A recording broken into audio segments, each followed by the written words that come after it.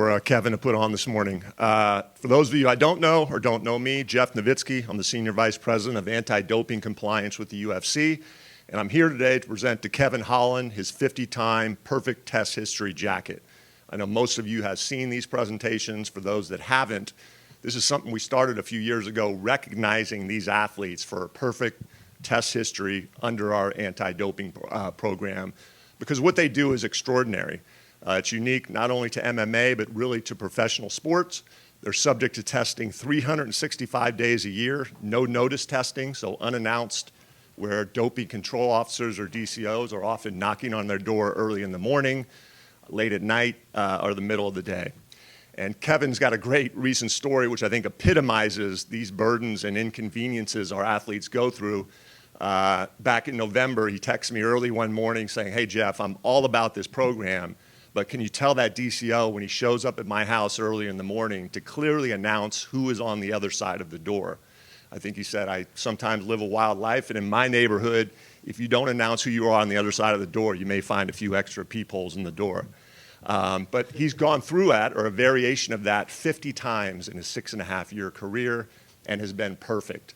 So Kevin, I mean, your legacy is not only your activity. I heard you next door saying you want to fight 6 times this year.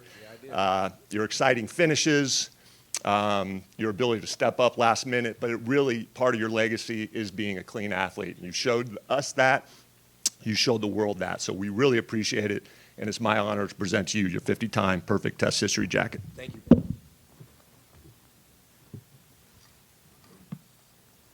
Oh, yeah. And make no mistake about it, guys, this is actually a real Leatherman. That's a real leather. Picture there. Yes, sir.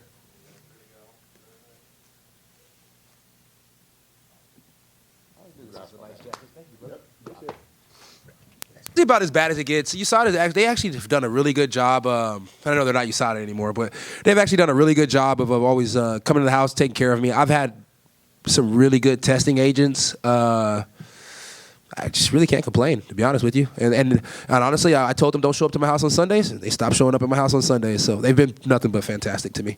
You know, he was just mentioning about maybe putting some extra peepholes in the door. I think I saw on your social media like a week ago. Did your pistol get stolen recently? Yeah. Actually, somebody actually stole. They actually broke the window in the truck when we were out eating in Houston, and I love that city. And they stole my bag out the car. I keep a survival bag in the car just in case you never know what's going to happen. And it had a nice Kimber in there. Sometimes I transfer, you know what I mean, the guns from this spot to that spot. And so I had my Kimber in there, and they got the Kimber. So that sucks. I really liked that Kimber too. I was just shooting bunnies and stuff with it the day before. Fair enough. Reiner de Ridder, how much do we know about him? I mean, at this point, I feel like you fight so frequently that it almost really is irrelevant who you're fighting. You're going to come in there and do your thing and put on the show that you do. But what do we know about this opponent? What are you expecting out of him on Saturday? I know he had a pretty decent career at ONE. I know he lost all that before he came over here. So just keep him losing. You said we just had 6 times this year. Is that the plan? Yeah, ideal would be 6 times. In 2020, we all know I didn't have that many months to work, and I still got a lot done that year. So this year, I'm starting off really, really early with it being January, and I got plenty of time to work. So I think 6 would be easy, and being realistically, I could probably do 7 and make sure that nobody ever catches up again. I saw you do an interview, I think it was with Demetrius Johnson, where you spoke about the Hamzat fight and all that sort of stuff. Yeah. My question to you is it kind of one of the sad things about this sport that the only way you really get a massive pay jump is to take a fight where the odds are basically all against you? I mean, yeah, it's pretty crazy, but you will never see me complaining.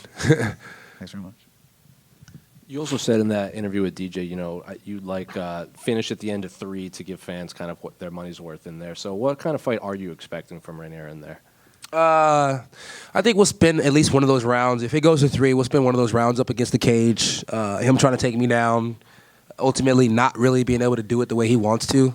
Beating him up a little bit on the body, beating him up a little bit on the feet, beating him up a little bit in the head. And literally I said the body, the feet, and the head, and that's what I mean. I mean, stomping his feet, kneeing his body, and blasting his head. And then ultimately I just see him starting to fade and just giving me the dub. And it's like... that's just kind of how I picture it. It's like when he lost his belts at the last organization, he kind of just faded and gave the belts away. So it's like maybe that's what he does. He fades and gives it away. He was in here and he said if you can avoid your right hand down the middle, that he says you hide very well, that he envisions himself taking you down and choking you out. So did you have to, not that you don't have a high-level black belt, but did you have to bring in people to kind of prep for a grappler like him? No, shit. Probably grappled less getting ready for this guy. I mean, it's like, if he subs me, that'd be fucking crazy. I don't think he does anything that great on the ground. Him and the Gerald Mearshart fight was fun. Gerald's a tough person to fight. I've been there before, done that before. That being said, Mearshart just made a slight mistake. Mearshart not made that mistake. I think in round 3, Mearshart would have won that fight. The guy was ready to quit. And then obviously, you do knock a lot of your opponents out, so everyone will talk about your striking. But do you think people kind of overlook your grappling ability in there, knowing that you do have a black belt, I believe, under? No, I don't think so. I mean, think about it. They don't even call it a Darce choke anymore. They call it a dark man choke, and that's because of me. Kevin, back here. So I talked to our mutual friend, Justin Adams, and I said, your opponent may be from Holland, but you are Holland. Yeah. So I think that trumps that, right? For definitely. And then I think he had a couple fans kept asking me if I like Dutch cheese. I am Dutch cheese, baby. Let's go. I love it. Speaking about Justin, you are training with some really good people under Travis Lutter. You're a black belt. And can you tell us some of the people that have helped you for this camp? Yeah, I mean, I'm always in Houston. I'm always with Bob over there at Main Street. Chico, those guys been helping me out too. And then, of course, back at home with Travis Lutter and all my BJJ guys, it's always good work. And then we brought in a wrestler this time, and me, I'm always happy when I get to finally find a wrestling coach that I actually can get along with. So shout out to Quentin. He's been doing a really, really good job. His reviews are amazing. His classes are really good. It's like he starts off the class, and we don't know exactly what direction he's going in, but by the time it's over with, we're all happy that we came. So really, really happy with the way the gym's looking right now. Team Lutter's looking better than it ever has before. Shout out to Cowboy. He really did grow the MMA program, and even the morning program's looking good with Derek Perkins there helping out with the striking. So overall, it's been really freaking cool. I mean, I've never seen my gyms be so on point, so I'm happy with that. Love to hear that. Last question for me. I always love talking to you coming up. We used to talk every few months, and I'm really glad to come back in here. We're going to be getting you on that killer winning track, and I know you can't do that. How do you feel this opponent compares with some of the guys you fought? And if you had to compare him with one individual, who would you say he might be like most or on that Chiesa. level? Chiesa. Okay. Chiesa. Yeah, Chiesa. You probably said it better than I did. For sure, I would say him. Bigger Chiesa, and just because Chiesa doesn't have the best striking in the world, but we all know that you have to respect his grappling. And I think the same thing with this guy. But I think that being said, I think Chiesa's a little better. I think he's definitely more well-rounded, and he's definitely fought stiffer competition. Excellent. Well, I wish you the best of luck. Thank you, brother. I appreciate that. You got it, brother. Kev, right here, brother. Just kind of going off of what he said there. You saw Reiner downstairs. Was that the first time you saw him? Yeah, first time seeing the guy. I think you were right there. It's crazy. You look at his stats and you look at everything everybody says about the guy, and they say he's 6'4", and he's ex-champ at 205 and ex-champ at 85 in a different organization. So when you put that together and you see a 205er, you're usually thinking like, John Jones when they're 6'4". So, you're like Alex Pereira when they're 6'4". So you're thinking this guy has to be 230 pounds, 240 pounds on the off season, and huge guy. My first time seeing him, he didn't seem to be 6'4", and he didn't seem to be 230 or anything close to that. He seemed to be about a good 6'3", 170 pounds soaking wet, but we all know he's a middleweight, so he's a little heavier than that. And then I know the music video was made a couple of years ago, but yeah. How is this rap career? Like, where did this start? I had a cousin. He was actually he was trying to get his little rap career off the ground, and I was so for it. And my vision was this: is like if I could help him, get half of my fans, and then he grabs his own, that'd be amazing. Because if he gets his rap career off the ground, they all know rappers make a lot of money, and then people in the family won't ask me for money anymore. They'll just ask him. That was the goal. It just didn't go exactly as planned. So, possible collaboration with Bryce Mitchell. Are we gonna make? I got to do a collab with Bryce Mitchell. I need to do a collab with Bryce Mitchell. I need to do a cypher with a couple different UFC guys. But I ain't gonna say too much on it because we know people like to steal their ideas. But I'm damn sure gonna get a country song with Bryce Mitchell because all of Texas needs a country song for me. Why not? Hey, Kevin over here. Yeah.